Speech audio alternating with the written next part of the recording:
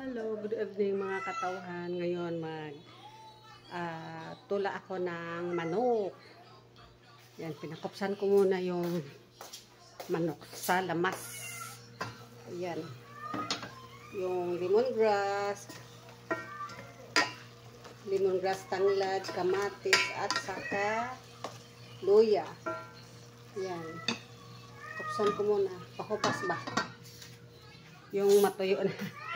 Maano na yung sarili niyang tubig, mawala na.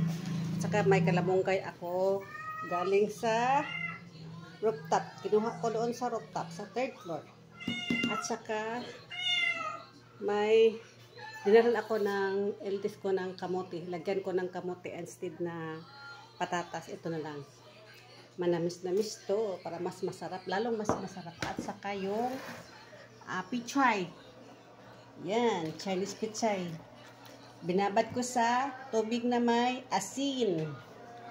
Ayan. Kaya antayin natin na maano na to. Matuyo na para lagyan ko ng tubig. Ayan. Wait lang. Yan na, nahimay ko na ang kalamunggay. Nahimay ko na. Ayan. Pichay. At saka nalagyan ko na siya ng tubig. Ayan. Tagaliig ang tubig. Kasi yung anak kong lalaki, yung aking panganay ay mahilig sa sabaw. Kaya pag magsabaw ako ay lubos-lubusan ko na. Ayan na. Ninunod ko na ang pichay.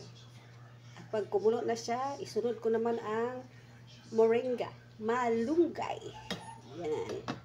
Kulain mo na. Ipapakulain. Pagkulo na, ano ang kalamunggay, ilagay ang kalamunggay. Pagkatapos, isang kulo, wala na. Luto na. Una na agad. Yan. Kumukulo na. Luto na ito. Ibig sabihin, patayan na natin ang apoy. Yan. Yun na. Luto na. Tikman ko.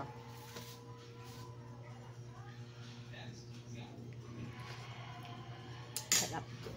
Basta sinabawang manok tula. Masarap. Tapos kakain na po kami. Mag-prepare ako sa lamisa. Maghapunan na kami. Ayan. Prepare na po ang aking hapunan. Ayan na. At saka may separate ako na sabaw. Sa katong water ko. Ano po ako ng pagkain ko. Ito na ang kanin ko mga katauhan. Kaya alinat kayo. Maghapunan na tayo. Saluhan niyo ako sa pagkain ko. Diba? Dito, kain na tayo. Ito.